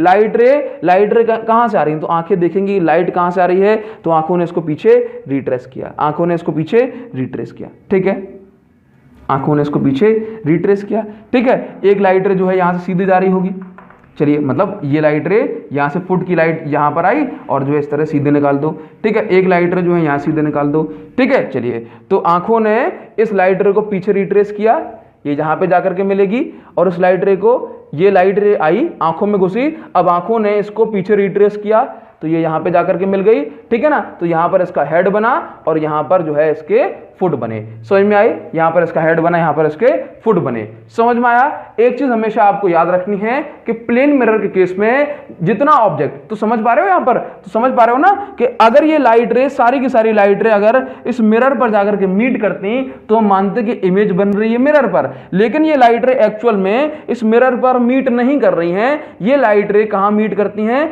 ये लाइट रे मीट कर रही हैं इसके मिरर के पीछे। तो हमेशा याद रखना कि इमेज फॉर्मेशन होगा प्लेन मिरर में मिरर के पीछे, या फिर मैं कहूं मिरर के अंदर, है ना, या फिर मुझे कहना चाहिए कि मिरर के अंदर। तो याद रखना कि जितना ऑब्जेक्ट बाहर, ये इमेज फॉर्मेशन का एक रूल है। प्लेन मिरर में मैं आपको बताऊं कि 2 तरह की इमेज बनती हैं। तो इस इमेज को क्या बोलोगे, इस इमेज को बोलोगे वर्चुअल इमेज, ठीक है। प्लेन मिरर में 2 तरह की इमेज बनती हैं। एक इमेज होती है image due two point size या फिर point object, image due two point object. ये जो है लास्ट टाइम के सेशंस में आपको ये वाला जो पोर्शन है वो नहीं मिलेगा, ठीक है। तो आपको कुछ बात याद रखनी है कि इमेज जो है या फिर मैं कहूं ऑब्जेक्ट जो है 2 टाइप के होते हैं, ऑब्जेक्ट 2 टाइप के होते हैं, है ना। याद रखिएगा, एक होता है point size object, point object, ठीक है। और उसके बाद एक होता है आपका एक्सटेंडेड ऑब्जेक्ट, एक्सटेंडेड ऑब्जेक्ट, ठीक है। याद रखो, एक होता है आपका पॉइंट ऑब्जेक्ट और एक होता है आपका एक्सटेंडेड ऑब्जेक्ट। पॉइंट ऑब्जेक्ट का मतलब क्या कि भाई एक पॉइंट रखा हुआ है, उसकी इमेज कैसे बनेगी, और एक्सटेंडेड ऑब्जेक्ट का मतलब है कि जैसे ये बड़ा वाला ऑब्जेक्ट। ठीक है, चलिए तो आपको इमेज फॉर्मेशन के कुछ रूल, कुछ मोस्ट इंपोर्टेंट रूल याद रखने हैं। बस अगर आप ये रूल समझ गए तो आप दुनिया का जो है इमेज फॉर्मेशन में प्लेन मिरर के लिए हर रूल समझ जाओगे। पहली बात याद रखना कि जितना ऑब्जेक्ट अंदर, जितना ऑब्जेक्ट ऐसा करूं, जितना ऑब्जेक्ट आगे उतना ऑब्जेक्ट पीछे, या फिर मैं कहूं, चलिए ठीक है, उतना ऑब्जेक्ट पीछे। पीछे का मतलब है मिरर के अंदर, उतना ऑब्जेक्ट पीछे। या फिर मैं इसको बड़े ही सिंपल तरीके से कहूं तो याद रखना कि रूल नंबर 1 आप लिख लें कि जितना अंदर उतना बाहर, जितना अंदर उतना बाहर। ठीक है, बट ऑलवेज परपेंडिकुलर। बस अगर आप ये रूल अगर आप समझ गए तो आप जो है सब कुछ समझ गए। ठीक है ना, क्या इमेज फॉर्मेशन कितनी कहां पर होगी, किस तरह से होगी, मतलब जितना अंदर उतना बाहर, जितना अंदर उतना बाहर, but distance will be always perpendicular to the mirror, for example आपको बता दें, आपको बताएं, जैसे मान लो कि हमारे पास एक पॉइंट ऑब्जेक्ट है, और ये रहा मिरर। ठीक है, हमने कहा इस पॉइंट ऑब्जेक्ट की इमेज कहां बनेगी, तो याद रखना कि जितना बाहर, लेट्स से ये 5 सेंटीमीटर है, तो 5 सेंटीमीटर ही अंदर इमेज बनेगी, 5 सेंटीमीटर ही अंदर इमेज बनेगी प्लेन मिरर में, है ना। और ये 5 सेंटीमीटर हमेशा, 5 सेंटीमीटर तो ऐसा भी हो सकता है, तो 5 सेंटीमीटर हमेशा ये परपेंडिकुलर, सरफेस पर परपेंडिकुलर होगा। मान लो कि आपके पास मिरर रखा हुआ है ऐसे, ठीक है, मान लो आपके पास मिरर रखा हुआ है ऐसे, और हमने कहा कि ये जो है 5 सेंटीमीटर हो रहा है। ठीक है, ये 5 सेंटीमीटर हो रहा है। ठीक है, तो ये 5 सेंटीमीटर है। चलिए इसके बाद जो है आपसे कह दिया गया कि इमेज जो है कितने अंदर बनेगी, तो आप ये देखो कि ये डिस्टेंस कितनी है। आपने देखा कि ये डिस्टेंस कितनी है, लेट्स से आपने कहा कि ये डिस्टेंस अगर हो रही है आपकी 6 सेंटीमीटर, है ना, तो ये परपेंडिकुलर डिस्टेंस है ना, परपेंडिकुलर डिस्टेंस, तो फिर 6 सेंटीमीटर अंदर इमेज बनेगी आपकी। ये बात आपको अच्छे से समझ के चलनी है। क्लियर है, 6 सेंटीमीटर कहां पर, यहां पर। ऐसा मत कहना कि 5 सेंटीमीटर यहां पे तो इमेज बन जाएगी, 5 सेंटीमीटर नहीं, है ना, परपेंडिकुलर डिस्टेंस पे हमेशा इमेज का फॉर्मेशन होगा। चलिए, तो ये तो आपके जो है पॉइंट साइज ऑब्जेक्ट के लिए होता है, लेकिन अगर एक्सटेंडेड ऑब्जेक्ट के लिए हो तो किस तरह से चीजें बनेंगी, जरा इसको देखना। एक्सटेंडेड ऑब्जेक्ट के लिए कुछ क्वेश्चंस आपके एग्जाम में पूछे जाते हैं, इनको अपन समझने की कोशिश करते हैं। चलिए, पहले एक्सटेंडेड ऑब्जेक्ट के लिए मान लो कि अगर आपका ऑब्जेक्ट कुछ इस तरह से रखा हुआ है, अगर आपका ऑब्जेक्ट कुछ इस तरह से रखा हुआ है, लेट्स से इसको मान लो, किसको मान लें, मान लो कि ये एरो लगा हुआ है इस तरह से। ठीक है, अब मान लो ये रखा हुआ है, तो इसकी इमेज फॉर्मेशन कैसे होगा, बस देख लो।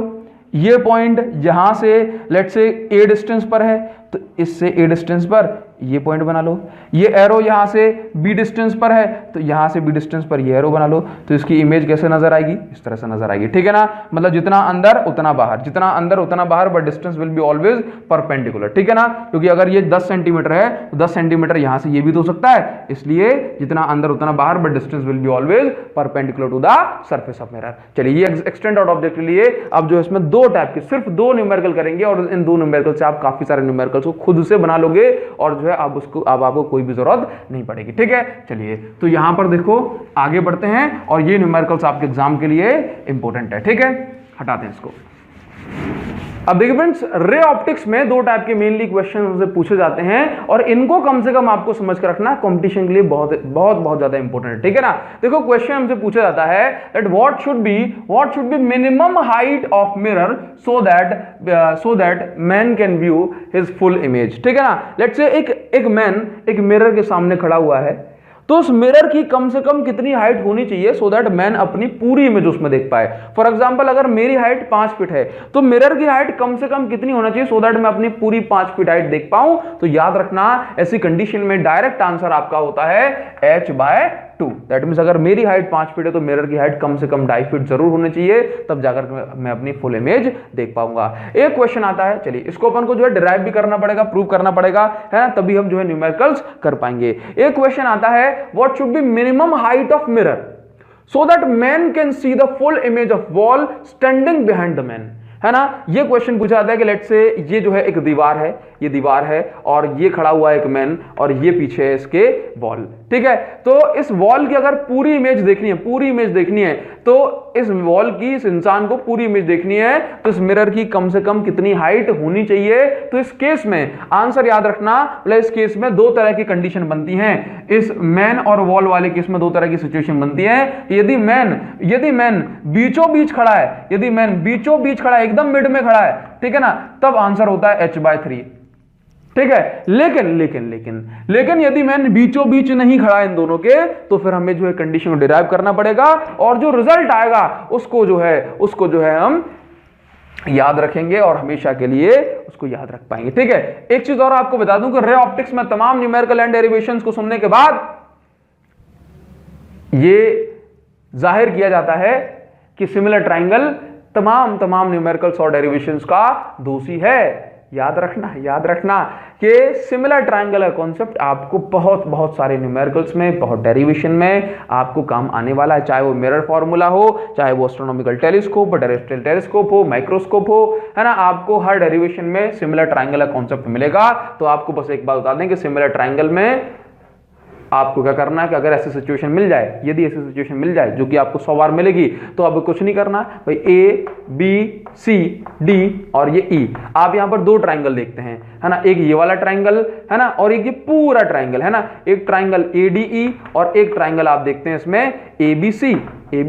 चलिए, तो बस आपको इन दोनों को अगर जो है सिमिलर ट्राइंगल प्रूव करना है तो आप देखते हैं, तो मतलब अगर आप इसको थोड़ा सा आगे बढ़ाना चाहते हो, क्योंकि हमने जानते हैं कि ये दोनों ट्राइंगल सिमिलर है, ये एंगल 90 डिग्री बन रहा है और ये जो है ये 90 डिग्री बन रहा है, ये दोनों का जो है ये 90 डिग्री बन रहा है, और देखो ये आपकी पैरेलल साइड से करस्पॉन्डिंग साइड, ठीक है ना। चलिए, तो अगर जो है आपको ये आगे बढ़ाना है थोड़ा सा इसको, तो क्या करोगे, सिमिलर ट्राइंगल में हमेशा एक बात याद रखना कि बड़ा वाला परपेंडिकुलर अपॉन छोटा वाला परपेंडिकुलर, बड़ा वाला बेस अपॉन छोटा वाला बेस, बस इतनी सी बात आपको याद रखनी है, ठीक है ना। चलिए, ठीक है ना। देखो ये दोनों साइड जो है सिमिलर है, ये दोनों साइड सिमिलर है, ट्राइंगल भी जो है इनका जो है कॉमन एंगल है, ठीक है। चलिए, तो आपसे कहा जाए कि बड़ा वाला परपेंडिकुलर, तो BC अपॉन DE, ये आपको हर बार लगाना पड़ेगा ऐसी सिचुएशन, ठीक है। इसके बाद बड़ा वाला बेस AC अपॉन AE, ठीक है। अगर आप इतनी बात को याद रख गए, बोला बड़ा अपॉन छोटा, तो काम बन गया। देखो, बड़ा वाला परपेंडिकुलर अपॉन छोटा वाला परपेंडिकुलर, बड़ा वाला बेस अपॉन छोटा वाला बेस, बस हर डेरिवेशन में आपको इतनी सी बात याद रखनी है। अच्छा, चलिए, तो हम जो है ये मान के चलते हैं डेरिवेशन, आपको ये मोस्ट इंपोर्टेंट क्वेश्चन है, आपको जो है हर जगह और आपको कई सारी बुक्स में आपको कंपटीशन में जरूर मिल जाएगा। तो एज इट इज कई बार पूछ लिया जाता है, इसलिए आपको थोड़ा सा ध्यान देना है, ठीक है ना। एज इट इज पूछ लिया जाता है, इसलिए आपको थोड़ा सा ध्यान देना है। लेट्स आपसे कह दिया, पहला वाला क्वेश्चन प्रूव कर रहे हैं कि जो है मिरर की हाइट कम से कम कितनी होनी चाहिए सो दैट एक इंसान को आपकी पूरी इमेज दिखाई दे। तो याद रखना कि वैसे तो जो है हम गोल गोल इंसान बनाते कुछ इस तरह का, लेकिन हम चाहते हैं कि हमें जो है ज्योमेट्री में सिमिलर ट्राइंगल दिखाई दे। क्या दिखाई दे? ज्योमेट्री में ट्राइंगल्स वगैरह बन जाए, आराम से ट्राइंगल पहचान पाए, कहाँ इसका सिर बीच में फंसा के घूमेंगे। तो इस सिचुएशन में हम ये मान के चलते हैं कि ये जो इंसान है वो इंसान नहीं है, ये एक लाइन से हमने रिप्रेजेंट किया। यहाँ पर मान के चलिए कि ये जो है ये इस इंसान की आंखें, क्या आंखें, ये इस इंसान की आंखें हैं, ये इस इंसान का हेड है और ये इस इंसान के फुट हैं, ठीक है। ये ऐसा इसी डेरिवेशन में नहीं होगा, आप जो है बहुत सारे डेरिवेशंस में करेंगे। जितने भी डेरिवेशन करेंगे, चाहे कोई ऑब्जेक्ट कैसा भी हो, हम उसको एक सिंपल एक एरो से रिप्रेजेंट करेंगे। इसलिए ऐसा मत सोचना कि ये कोई नई बात है, ये बड़ी ही पुरानी बात है, और ये इस चैप्टर का बिल्कुल बेसिक है कि आपको जो है किसी ऑब्जेक्ट को एक लाइन से ही रिप्रेजेंट करना होता है। चलिए, तो बात करें कि पहला वाला क्वेश्चन कि इसकी हाइट पूरी देखने के लिए इसकी कितनी हाइट होना चाहिए, ठीक है। तो मान लेते हैं कि इसकी हाइट जो टोटल हाइट है वो h है, इसकी टोटल हाइट कितनी है? h है, ठीक है। चलिए, तो याद रखना कि अगर कोई भी इंसान अपनी फुल, अच्छा पहले तो इसमें एक लेंथ डालो, एक लाइन डालो, ठीक है। याद रखना कि जितनी ये डिस्टेंस है, जितनी डिस्टेंस ये है उतनी ही डिस्टेंस इसकी होनी चाहिए। जितनी ये डिस्टेंस है उतनी डिस्टेंस पीछे इमेज बनेगी। अगर ये आगे 10 सेंटीमीटर तो पीछे भी 10 सेंटीमीटर होगी। तो लेट्स से ये मान के चलो ये जो डिस्टेंस है वो कितनी है? a। तो पीछे जो इमेज बनेगी वो भी कितनी डिस्टेंस बनेगी? a डिस्टेंस पे बनेगी। चलिए, तो इसको थोड़ा सा मेजरमेंट कर लें, ठीक है, ओके, ठीक। तो यहाँ बना देते हैं कुछ, ठीक। चलिए, तो मान के चलते हैं कि यहाँ पर आपकी इमेज का फॉर्मेशन होगा। ठीक है, चलिए ध्यान से देखना यहां पर जो आंखें बनेंगी। चलिए तो अब क्या करना है, हमेशा याद रखना कि जिस चीज को हमें देखना होता है उस कंप्लीट ऑब्जेक्ट की लाइट रेज रिफ्लेक्ट होने के बाद आंखों में आनी चाहिए। तो हेड की लाइट रे रिफ्लेक्ट होने के बाद आंखों में आई, हेड की लाइट रे रिफ्लेक्ट होने के बाद आंखें आई। और अब आप ये जानते हो कि आंखें भोली होती हैं, जो लाइट रे आती है उसको पीछे की ओर रिट्रेस करती है। ठीक है, तो ये लाइट रे आएगी। चलिए बताते हैं, फुट की लाइट रे आके कहां पर जो है मतलब जो है मीट करनी चाहिए, बोला आंखों में आनी चाहिए। ठीक है, कहाँ आनी चाहिए, आंखों में आनी चाहिए। ठीक, चलिए तो हमने कहा ये फुट की लाइट रे यहां से मिरर में टकराई, रिफ्लेक्शन हुआ और ये यहां पहुंची। ठीक, अब आंखें क्या समझती हैं, आंखें तो बड़ी भोली वाली हैं, वो तो उनको रिट्रेस बैक करेगी। क्या करेगी, रिट्रेस करेगी। ठीक है, चलिए तो ये इसको रिट्रेस करेगी। ठीक, ये इसको रिट्रेस करेगी, जहां पर जाकर के ये मीट करेगी वहीं पर जो है अपनी इमेज बनेगी। ठीक, तो आंखों ने इसको किया रिट्रेस। ठीक है, आंखों ने इसको किया रिट्रेस। तो याद रखना, हम तो जानते ही हैं कि इमेज का फॉर्मेशन यहां से इतनी दूर, यहां से इतनी दूर होना ही है। तो आंखों ने इसको भी रिट्रेस किया, आंखों ने इसको भी रिट्रेस किया और इमेज का फॉर्मेशन कुछ इस तरह से होगा। समझ में आती है बात। चलिए तो ये इसको पीछे रिट्रेस किया गया, इसको पीछे रिट्रेस किया गया। तो आप देखिए कि इमेज जो है, तो मतलब हम देखते हैं कि जैसे मान लो कि यहां से एक लाइट रे निकल रही, देखो आप कहोगे सर दो लाइट रे कहां है, तो देखो एक लाइट रे यहां से आई होगी, देखो एक लाइट रे यहां से आई होगी। हमेशा लाइट रे बहुत सारे निकल रही होती हैं। ठीक है, तो एक लाइट रे यहां से आई और सीधे रिफ्लेक्ट हो गई। देखो आप समझो, एक लाइट रे यहां से गई होगी और सीधे रिफ्लेक्ट हो गई, लाइट रे यहां से गई होगी और सीधे रिफ्लेक्ट हो गई। तो इसको भी अपन पीछे रिट्रेस करेंगे। समझ में आया। तो इसी तरह से जो है काफी सारे लाइट रे निकल रही होती हैं, हमें एक दो दिखानी होती है। तो यहां पर जो है लाइट रे मीट करेंगी, और जब लाइट रे यहां पर मीट करेंगी तो हम कहेंगे कि भाई इमेज का फॉर्मेशन हो गया। ठीक है, चलिए तो अब हम एक काम करते हैं कि यहां पर थोड़ा सा नेमिंग कर देते हैं। Let's say this is A B C. ठीक है, ए डैश बी डैश और ये सी डैश। ठीक है, चलिए और इसको नाम दे देते हैं पी, ये क्यू और ये आर। ठीक है, पी क्यू आर। ये डिस्टेंस ए है, ये डिस्टेंस भी ए मानी है। ठीक, चलिए और यहां पर मान लेते हैं कि ये डिस्टेंस h1 है, ये डिस्टेंस h2 है, ये डैश डैश डैश लाइन। ठीक है, हमें वर्क करना है, ये डैश डैश लाइन करके दिखाएंगे आप, ताकि आपको पता पड़े कि ये रिट्रेस्ड इमेज है, सॉरी रिट्रेस्ड लाइन है। ठीक है, चलिए ठीक, हमें तो रिट्रेस खींच के मतलब लाइट्स को रिट्रेस करके उतनी डिस्टेंस में इमेज बना देनी, जितना ये ऑब्जेक्ट बाहर है उतना ये अंदर बनेगा। ठीक है, नाउ तो अब आप अगर ध्यान से देखेंगे तो आपको जो है यहाँ पर दो पोर्शन दिखाई देंगे। देखो एक ये वाला, एक ऊपर वाला पोर्शन, बस सिमिलर ट्रायंगल में काम करना है, कुछ नहीं है ना। सेम क्वेश्चन, दूसरा क्वेश्चन मिलेगा। देखो आप इसमें दो ट्रायंगल आपको दिखाई दे रहे हैं, कौन कौन से सिमिलर ट्रायंगल। देखो एक ऊपर वाला, देखना जरा ध्यान से देखो, ये वाला triangle C P Q A dash B dash है ना। इस ट्रायंगल में आप देखेंगे कि ये जो डिस्टेंस है सी से लेके क्यू तक की, ये जो डिस्टेंस है, ये सी से लेके क्यू तक की डिस्टेंस जो है, ये वाली डिस्टेंस उतनी डिस्टेंस क्यू से लेके सी डैश तक की है, क्यू से लेके सी डैश तक की है। बस इतनी सी बात याद रखो। तो भाई अगर ये ए है तो फिर ये भी ए होगा। ठीक, ये ए है तो ये भी ए होगा। बस इसको हमने पी क्यू को क्या बोला, वो पी क्यू को बोला है h1। A dash C dash हमें पता नहीं है, तो क्या करोगे भाई, बड़ा अपॉन छोटा करो, बड़ा अपॉन छोटा। तो ए डैश सी डैश इसकी हाइट हमें निकालनी है, upon P Q is equal to में लगाओ C C dash upon C Q. बस इसको थोड़ा सा आप फर्दर सॉल्व करोगे तो A dash C dash upon P Q की हाइट कितनी है, बोला h1 is equal to C C dash की हाइट देखो, पूरी हाइट कितनी है, सी से लेके सी डैश तक की, बोला 2a है ना। और ये सी क्यू की हाइट कितनी, मतलब डिस्टेंस सॉरी a, तो इससे ये कैंसिल हो गया। तो हमें समझ में आ रहा है, बोला A dash C dash is equal to 2 times of h1। A dash C dash की वैल्यू कितनी है, 2 टाइम्स ऑफ h1। सिमिलरली हम जो सिमिलर ट्रायंगल का कॉन्सेप्ट लगाएंगे किसमें, बोला ये नीचे वाले। अभी हमने ऊपर वाले में लगाया, ऊपर वाले में। अब देखो नीचे वाले में लगाओगे तो आप देखोगे कि ये ट्रायंगल आपको इस तरह का दिखाई देता है। ठीक है, ये कम से कम इसको प्रूव करना सीखोगे तो दूसरे क्वेश्चन भी कर पाओगे, अदरवाइज दूसरे क्वेश्चन नहीं कर पाओगे। ठीक है ना। तो देखो ये आपको दिया है ए, ये आपको दिया है ए, ठीक है, और ये एंगल लेट्स से बन रहा है थीटा। ठीक है, और ये आप देखो, बस कुछ नहीं करना, इस ट्रायंगल में देखो नाम क्या लिखा हुआ, बोला सी डैश और ये आपका बी डैश और ये आपका क्यू और ये आपका आर। बस इतनी सी बात है, बस इतना सा ख्वाब है, बस कुछ नहीं करना भाई। बड़ा वाला परपेंडिकुलर अपॉन छोटा वाला परपेंडिकुलर, तो B dash C dash upon B dash C dash upon Q R is equal to है ना, बड़ा वाला बेस अपॉन छोटा वाला बेस, छोटा वाला बेस क्या है सी क्यू। बस हो गया भाई। बी डैश सी डैश नहीं जानते ना, बी डैश सी डैश नहीं जानते, निकालना है। क्यू आर तो हम जानते हैं, क्यू आर कितना है बोला H2, तो H2 is equal to C C dash की value C C dash 2a upon C Q बोला 2 सॉरी a। बस फिर से कितना आ गया, तो आप देखेंगे कि बी डैश सी डैश की जो वैल्यू है वो 2 टाइम्स ऑफ H2 है, 2 टाइम्स ऑफ H2 है। तो यहां पर आपको ध्यान देना है, यहां पर आपको ध्यान देना है कि अगर हमें कंप्लीट इमेज देखनी है तो हमारे पास कितना मिरर होना चाहिए। अगर ये मिरर भी है तो काम चल जाएगा, ये मिरर भी है तो काम चल जाएगा। बस इतनी सी बात आपको जो है थोड़ा सा जमा के रखनी है, ध्यान में रखनी है, तो काम आपका हो जाएगा।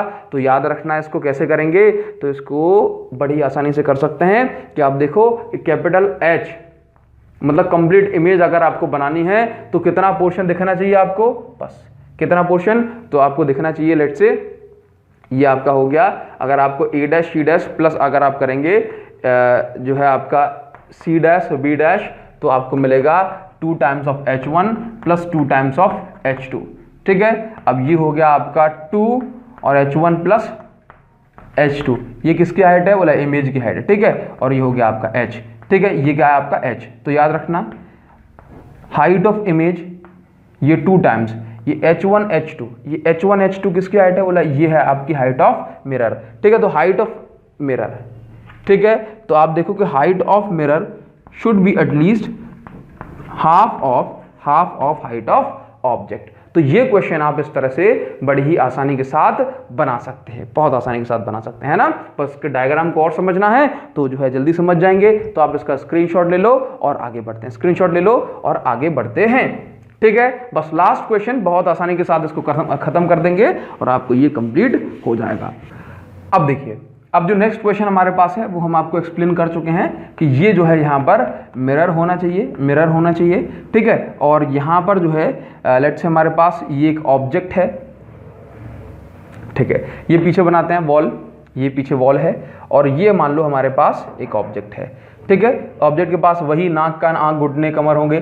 ठीक है, चलो ये आपका जो है फुट हो गया, मतलब हेड हो गया, ये आपकी आंखें हो गई और ये आपके फुट हो गए। ठीक है, तो बस कुछ नहीं करना भाई, जो चीज़ हमें दिखाई दे रही है उसकी जो इमेज का रिफ्लेक्शन हमारी आंखों में आना चाहिए। तो देखो ये अगर हमें इस वॉल, ये अगर हमें दीवार दिखाई दे रही है तो इसका जो रिफ्लेक्शन है वो हमारी आंखों में आना चाहिए, ये इसका रिफ्लेक्शन हमारी आंखों में आना चाहिए। ठीक है, इसके बाद ये वॉल, इसका रिफ्लेक्शन अगर हो रहा है तो उसका रिफ्लेक्शन भी हमारी आंखों में आना चाहिए। बस इतनी सी बात आपको समझना है। ये आंखों में रिफ्लेक्शन आया, बस ये यहाँ से मिरर पर टकराई और उसके बाद ये। ठीक है, तो अब इमेज कैसे बनेगी भाई, एक लाइट रे जो है आंखों से सीधा यहाँ पे निकाल दीजिए आप। ठीक है, बस ये देखो कि वॉल, अच्छा एक चीज़ याद रखना कि मान के चलो कि ये जो है यहाँ से, ये यहाँ से ए डिस्टेंस पर है और यहाँ से बी डिस्टेंस पर है। बस क्लियर है, यहाँ से ये ए डिस्टेंस पर है, यहाँ से ये बी डिस्टेंस पर है। बस इतनी सी बात याद रखना। तो ये डिस्टेंस कितनी है बी, ये डिस्टेंस कितनी है बी। इमेज मतलब ये लाइट रे निकालनी है अपन को आई से। ठीक है, आई से क्यों निकालनी है, क्योंकि ताकि जो है एक कॉमन वो हो जाएगा, है ना, मतलब समझ पा रहे हो ना, आंखों से इसलिए लाइट निकालनी ताकि एक बीच में कॉमन एक्सिस दिखेगी, कॉमन लाइन जो कि दोनों ट्रायंगल को कवर करेगी। ठीक है, तो अब देखो कि ये डिस्टेंस, इस वॉल की इमेज देखनी है तो अगर ये डिस्टेंस पूरी a प्लस बी है तो ये जो डिस्टेंस है वो कितनी होगी a प्लस बी होगी। ये पूरी a प्लस बी है तो ये डिस्टेंस भी कितनी होगी पूरी a प्लस बी। ठीक है, अच्छा देखो तो क्या करना है, लेट्स से ये बन रही है आपकी पीछे इतनी हाइट पर वॉल। ठीक है, इतनी हाइट पर ये वॉल बन रही है, ये वॉल बन रही है। ठीक है, बस अब कुछ नहीं करना है, इसको पीछे रिट्रेस कर दो, इसको पीछे रिट्रेस कर दो, थोड़ा सा जो है इस तरह से हमने इसको रिट्रेस कर दिया। ठीक है, चलिए तो एक ट्रायंगल ये मिलेगा और इसको पीछे रिट्रेस कर दो, ये इस वॉल का नीचे वाला पोर्शन हो जाएगा। बस कुछ नहीं करना, खत्म हो गया। यहाँ पर देखो कि ये आपका फिर से H1, ये आपका H2 और ये इस वॉल की पूरी हाइट मान लो H है और ये सिमिलरली ये आपका हो जाएगा A ये हो जाएगा B, ये आपका, ठीक है, इस पॉइंट को मान लेना आपका हो गया लेट से C, ठीक है, और ये हो जाएगा आपका, चलो ठीक है, ऐसा कर लो कि इसको मानो ट्राइंगल जो है हम कहाँ से बना रहे हैं, यहाँ से, तो आपका चलो ठीक है, या फिर चलो ऐसे कर लो इसको, ये आपका A, ये आपका B, ठीक है, तो ये आपका पूरा बनेगा A और ये आपका A डैश और ये B डैश, ठीक है, इस पॉइंट को मानना C, तो ये हो जाएगा आपका C डैश, ठीक है। बस सब कुछ आपको सेम तरीके से करना है, बस कुछ चीज़ें बदल जाएंगी। जैसे कि आपको बता दें कि अगर ये डिस्टेंस B है, ये डिस्टेंस B है, तो ये डिस्टेंस B नहीं होगी, ये डिस्टेंस A प्लस B होगी, क्योंकि इमेज तो किसकी बन रही है, इमेज बन रही है आपकी, इमेज बन रही है आपकी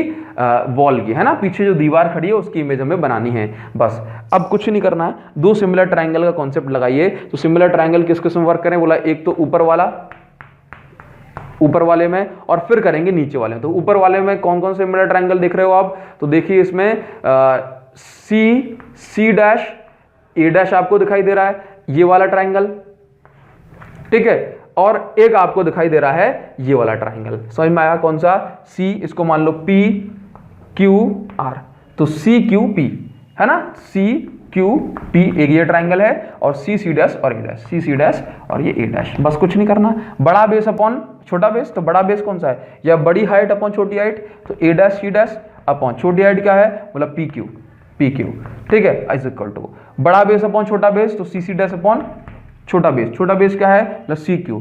बस तो बड़ा बेस समझते हो चलना सारी बातों को। देखो बड़ा बेस क्या है, बड़ा बेस देख रहे हो पूरा बड़ा वाला AB, देखो A प्लस B तो कितना हो जाएगा, देखो A प्लस 2B, देखो बड़ा बेस है ना, बड़ा बेस C डैश को देखो A प्लस B तो कितना हो गया, A plus 2B upon CQ कितना है, CQ है आपके पास B, ठीक है, CQ कितना है, CQ है B। चलिए इसी तरह से A डैश C डैश की वैल्यू हमें निकालनी थी, और PQ कितना है, PQ है H1, ठीक है। तो A डैश C डैश की वैल्यू आ जाएगी H1 times A plus 2B upon B। इस वैल्यू को नोट करके रखना, ठीक है। सिमिलरली हम बात करेंगे किसकी, नीचे वाले ट्राइंगल की। तो नीचे वाले इस वाले ट्राइंगल में देखो CC dash upon CQ, CC dash upon CQ, CC dash upon CQ, तो इसका मतलब है CC dash A plus 2B upon CQ मतलब B, ठीक है। CC डैश ये क्या है, CC dash upon CC dash upon B, ठीक है। चलिए इज इक्वल टू लगाओ CB dash that means C dash B dash upon QR that means H2। तो अगर आपको B डैश C डैश की वैल्यू निकालनी है तो कितना हो गया, H2 times A plus 2B upon B। समझ में आया। तो अगर आपसे कहा जाए कि इसकी जो total overall height of wall है वो किसके बराबर है, वो बराबर है A dash C dash plus C dash B dash, ठीक है। B dash C dash B dash एक ही बात है, ठीक है ना। चलिए तो यहां से देखो, तो total height of wall is equal to A dash C dash और B डैश C डैश अगर आप ऐड करोगे तो कॉमन आ जाएगा A plus 2B upon B, common आ गया, और ये आपका आ गया H1 प्लस H2। इतना मिरर तो अपने काम का नहीं है ना, अगर इतना मिरर भी है तो हमारा काम चल जाएगा। तो this H1 plus H2 is the height of mirror. तो A plus 2B upon B is into height of mirror. ये है आपकी, इस तरह से आप जो है निकाल सकते हो, इस तरह से आप जो है, अब आपसे पूछा जाए हाइट ऑफ मिरर कितनी होगी तो आप B into H upon 2B कर सकते हो, है ना। कितना कर सकते हो, B into height of wall upon 2B कर सकते हो, हाइट ऑफ मिरर, ठीक है। अब अगर सेम क्वेश्चन में आपसे पूछ लिया जाता कि लेट से ये बीचों बीच खड़ा है, सेम क्वेश्चन में आपसे पूछ लिया जाता कि अगर यदि हमारा मैन बीचों बीच खड़ा है, तो ये जो क्वेश्चन आपको मिला height of mirror is equal to height of wall into बीचों बीच खड़ा है, तो ये जो हाइट, ये जो डिस्टेंस A है और B है दोनों बराबर होते तो हम इसको B लिख सकते थे A को, तो ये आपका ये हो जाता 3B अपॉन B। बस B से B कैंसिल हो जाता, तो height of height of wall, sorry किस तरह दिया हुआ है ये आपका, हाँ जी इस तरह से है ना कि 1 सेकेंड, हाइट ऑफ वॉल, थोड़ा सा उल्टा करके लिख दिया हमने इसको, ये आपका ऐसे दिया हुआ है, height of wall is equal to height of mirror, ठीक है। और आपका a plus 2b upon b, अगर बीचों बीच खड़ा है तो a और b दोनों बराबर होंगे, तो हम लिख दिया इसको 3b अपॉन b, तो ये आपका आंसर आ गया hm इंटू 3, ठीक है। तो ये हो जाएगा h वॉल अपॉन 3।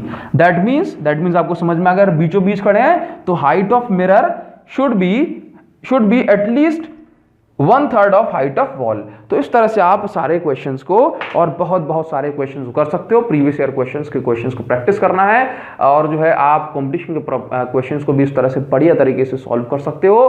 तो आपको बस कमेंट करके बताना है कि ये वीडियो आपके लिए कैसी रही। आपका एक कमेंट बहुत ज़्यादा मोटिवेशन कम से कम प्रोवाइड करता है। अगर आप इस चैनल की ग्रोथ थोड़ी सी चाहते हैं तो इस वीडियो को अपने फ्रेंड्स के साथ ज़रूर शेयर करना, बिकॉज बहुत सारे स्टूडेंट ऐसे हैं जिनको काफ़ी बाद में पता पड़ पाता है इस चैनल के बारे में। तो अगर आप थोड़ी सी इस चैनल की ग्रोथ में अपना कंट्रीब्यूशन कुछ देना चाहते हैं तो ज़रूर इस वीडियो को कम से कम अपने 10-20 फ्रेंड्स के साथ तो ज़रूर शेयर करें। Thank you so much guys, thanks lot, see you in the next video. और बहुत सारे आपको वीडियो इस तरह से ऑप्टिक्स की कंप्लीट फिजिक्स की मिलेंगी और चैनल पर ऑलरेडी अवेलेबल हैं, तो आप आराम से टॉपिक नेम या चैप्टर नेम के बाद अभिषेक साहू लिख के सर्च कर सकते हैं। Thank you so much guys, thanks lot, see you in the next video, thank you.